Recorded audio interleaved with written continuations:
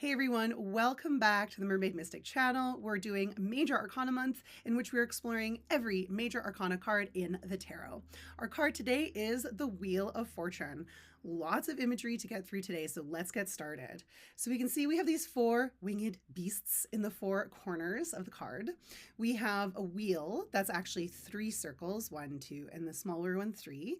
We have a serpent, we have a sphinx, we have Anubis, the god of death. We have letters and alchemical symbols. What does it all mean? So firstly, the four winged beasts are the four fixed signs of the zodiac. So you have Leo, Taurus, Aquarius, and Scorpio. So fixed signs are the ones that stay the course. They're the ones that commit and are known for like persevering at the risk of being stubborn, but that's another conversation. But get this energy of being fixed in this place, the four corners.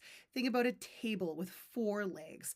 Think about the four directions, north, east, south, and west. So we're getting this idea of this square, of this fixedness of stability.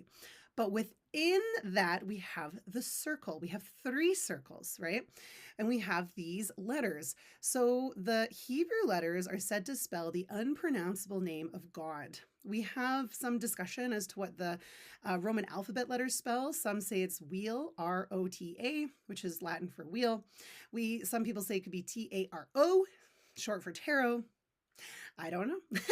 But we have this kind of mystery present, which I actually think is important for this card.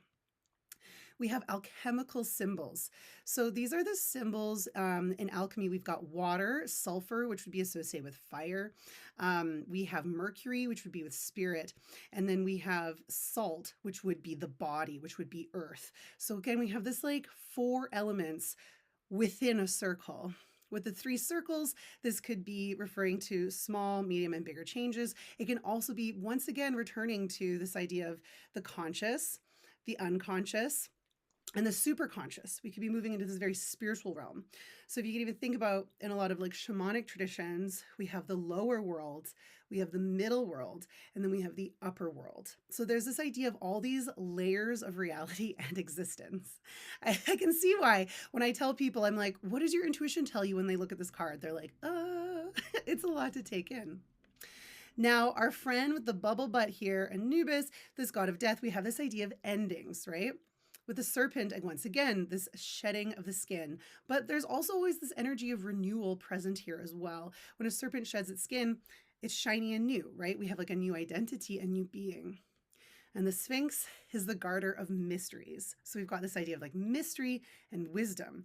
So within this reminds us with all of these 4 elements, with the 4 fixed signs, with the 4 elements, with the 4 corners, that change is the fixed thing in this world. We see that they're in the sky. We have a combination of blue sky and gray clouds. This is beyond just what happens on Earth. This is like out into the rules of the universe.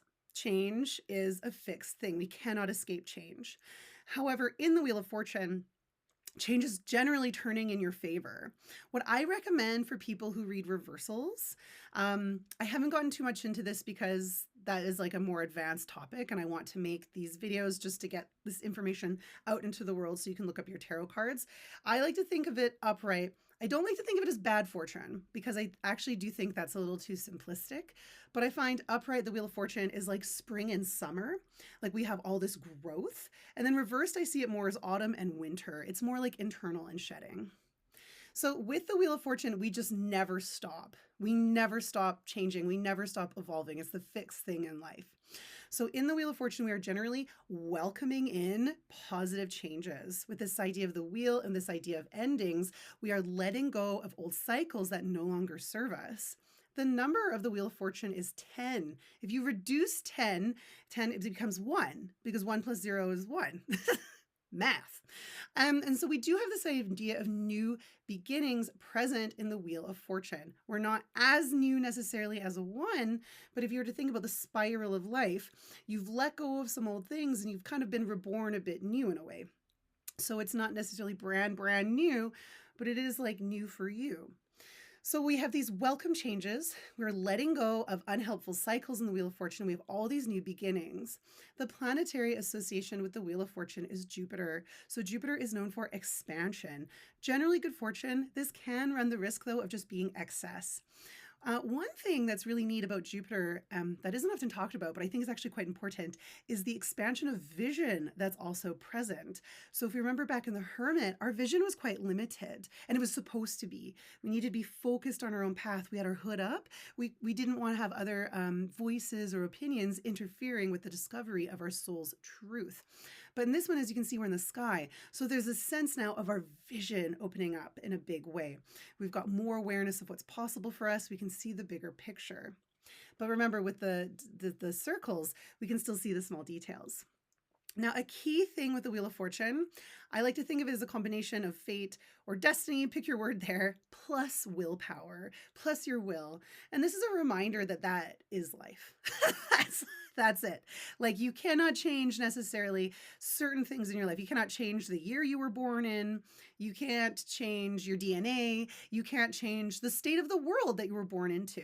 But then with your life, with the cards you're dealt, you have a lot of freedom to make changes if you want to make changes, right? To create. So, or to end things, right? So the Wheel of Fortune is letting you know life is always a combination of stuff that's handed to us, and that's because we're a part of a collective. We're a part of a much bigger picture. We're not like ultimate masters of the galaxy, but we are in our own way masters of our own little galaxy. So here with the Wheel of Fortune, you're going to have good opportunities coming in. With the clouds, you're not going to see them all coming. That's really important for the Wheel of Fortune. We have to be open to change and to things that we maybe didn't foresee. But generally speaking, what I find with the Wheel of Fortune, it's positive change. We just might not have been able to envision these kinds of good opportunities the way we were operating before the Wheel of Fortune. So when you pull this card, think of welcome change, but you won't necessarily be able to foresee all of it, but that's perfect. That's life. You actually don't want to foresee everything. If you've ever heard about the Oracle of Delphi in Greece, this like ancient oracular site that operated for many, many years, there's like all these lines of wisdom written around like the temple where you would go and see the oracle. And two of them I find really prevalent for reading. And one of them is know yourself or know thyself. And the other one is nothing in excess. So as a reader, if you go for readings, it's really important to have a healthy relationship. The Wheel of Fortune reminds us that we can never foresee everything. We don't want to foresee everything. And much of life is still up to us. It's still our responsibility. We have a tremendous amount of creative power in our lives.